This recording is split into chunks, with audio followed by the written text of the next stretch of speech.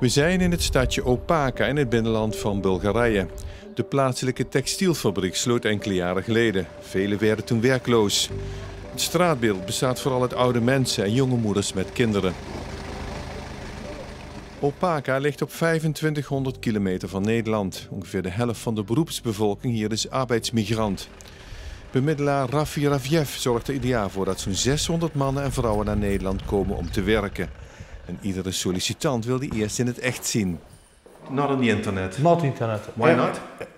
Because internet it's not good. I try first year. I try find people from internet, but it's not You want to face see to them. face. You see everybody before go to Netherlands. Come here in my office here, and after we speak.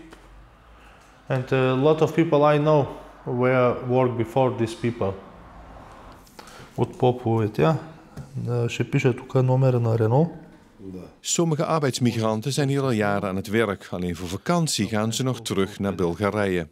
I want to live in Holland, but in Holland I not like this. In summer altijd rennen. Altijd rennen. En echt koud. Soms echt koud. In de zomer koud. In de Christmas koud. Altijd koud. For this.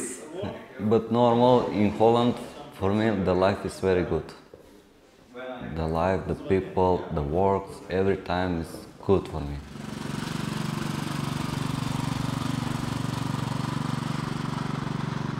Who's there on the picture? My parents and me. And where are your parents now? My parents are in Netherlands now. They are working in Netherlands. Anderen blijven alleen achter, zoals deze jonge studenten die vorig jaar nog in de glastuinbouw werkten. So you live alone in this big house? Yes, And how old are you? I'm 18 now. And is that not very lonely? No, it's not. You like it? Yes, a lot.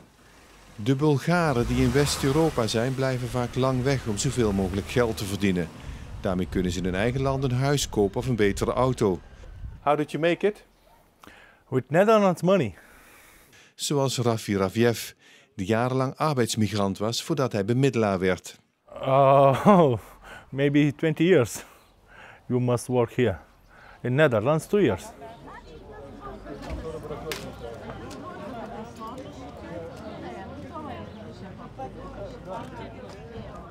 Het geld van de migranten levert dus welvaart op in Bulgarije. Veel kansrijken vertrekken, de kansarmen blijven achter. Zo weten ze ook op het gemeentehuis. Това затруднява много местния бизнес, защото не остава качествена работна ръка и те се затрудняват, за да могат да си осигурят по-добре финансово, като определено това за нашата община не е добре. Op het vliegveld in Varna ontmoeten we een echtpaar met hun zoon die op weg zijn naar Venlo om daar in de kassen te gaan werken. Ze hopen met veel geld terug te komen. And I go back Bulgaria to a new house and something like this. For my life to be good. Yeah. Where is life better, in Bulgaria or in Holland? It's Bulgaria. It's my country.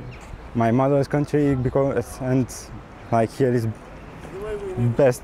And the people in Holland? It's good. It's funny, it's smiling, it's helpful. Vader, moeder en zoon Osmanov komen pas in het najaar terug met een hoop spaargeld, verdiend met de tomatenteelt in de kassen van Noord-Limburg.